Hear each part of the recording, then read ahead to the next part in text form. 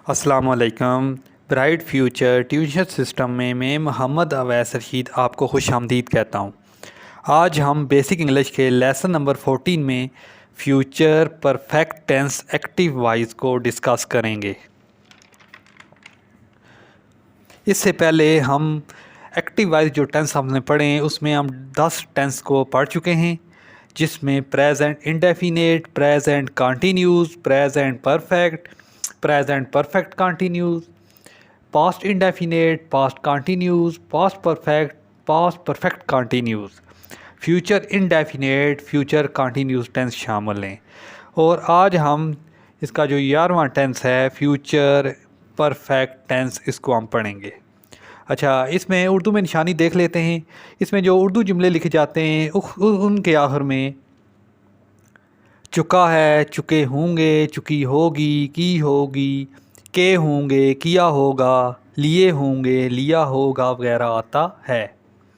इसकी जब हम एग्जांपल डिस्कस करेंगे तो हमें ये चीज़ क्लियर हो जाएगी। अच्छा, तो इसमें जो हेल्पिंग वर्ब यूज़ होती है वो विल हैव या शैल हैव का इस्तेमाल होता है। आई और वी अगर सब्जेक्ट है तो इसके लिए शैल हैव लगता है, और बाकी जितने भी सब्जेक्ट हैं उनके साथ विल हैव का इस्तेमाल होता है। अच्छा, तो ये सब्जेक्ट क्या होता है, हेल्पिंग वर्ब क्या होती है, इसको देखने समझने के लिए हमारे पहले जो लेसन हैं उनको लाजमी देखिएगा, तो आपको कंप्लीट स्ट्रक्चर समझ आ जाएगा।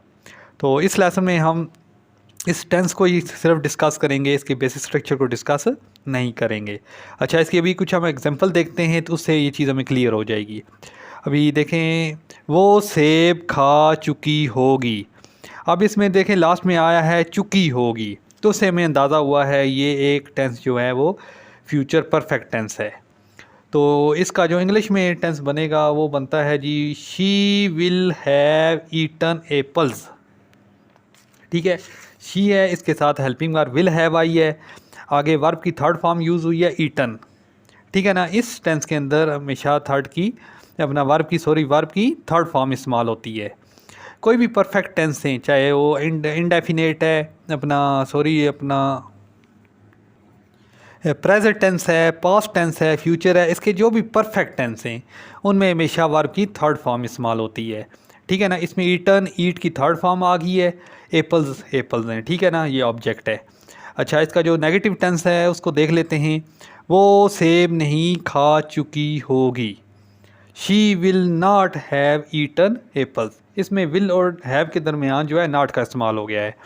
क्या वो सेब खा चुकी होगी, ये आपका इंटरोगेटिव है, इसमें आपका विल शुरू में आ जाएगा और हैव उधर ही लिखना है। ठीक है जी, विल को सिर्फ शुरू में लेके आना है। Will she have eaten apples.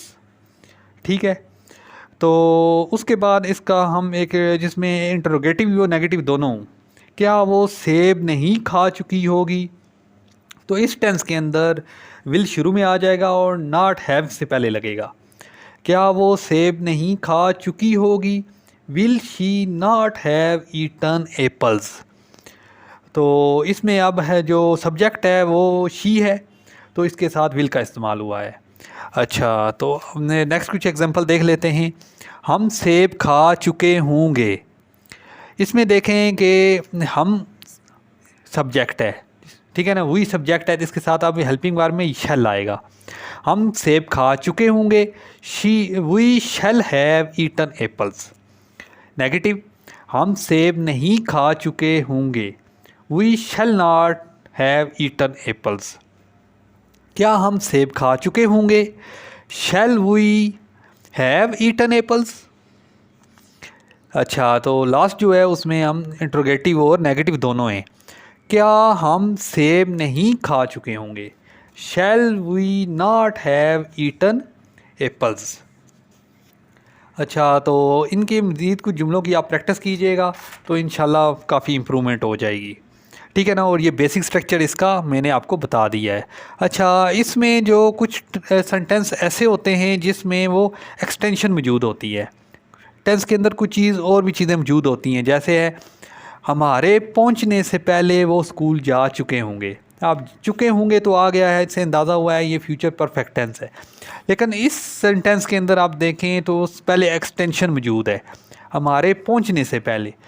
तो इस टाइप के फ़िक्र है जिसमें एक्सटेंशन मौजूद हो, तो उसमें जो ये वाला पोर्शन है वो स्कूल जा चुके होंगे, ये तो फ्यूचर परफेक्ट में ही बनेगा जैसे अभी आपको बताया है।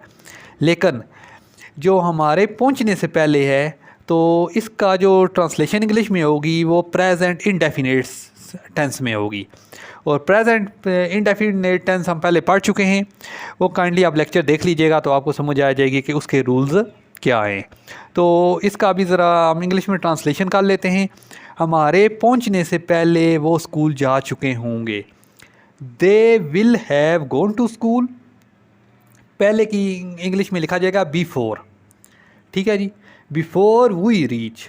दे will have gone to school before we reach.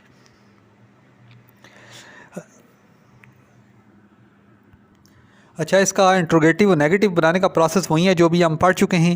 Interrogative के लिए विल शुरू में आ जाता है और नेगेटिव के लिए विल और हैव के दरमियान जो है वो विल या शैल और हैव के दरमियान जो है वो नाट का इस्तेमाल आ जाता है, ठीक है जी। इंट्रोगेटिव और नेगेटिव दोनों हूँ तो विल शुरू में आ जाएगा और नाट का इस्तेमाल जो है वो हैव के साथ होगा, ठीक है जी। अच्छा, तो इस टेंस की प्रैक्टिस कीजिएगा, मुख्तलिफ जुमले लिख के उसकी इंग्लिश में ट्रांसलेशन कीजिएगा तो इंशाल्लाह उम्मीद है इम्प्रूवमेंट होगी।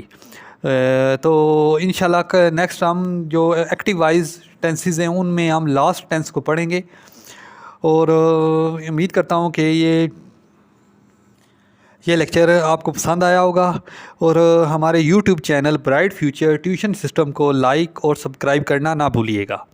नेक्स्ट लेसन में मिलते हैं फिर, तब तक के लिए अल्लाह हाफिज़।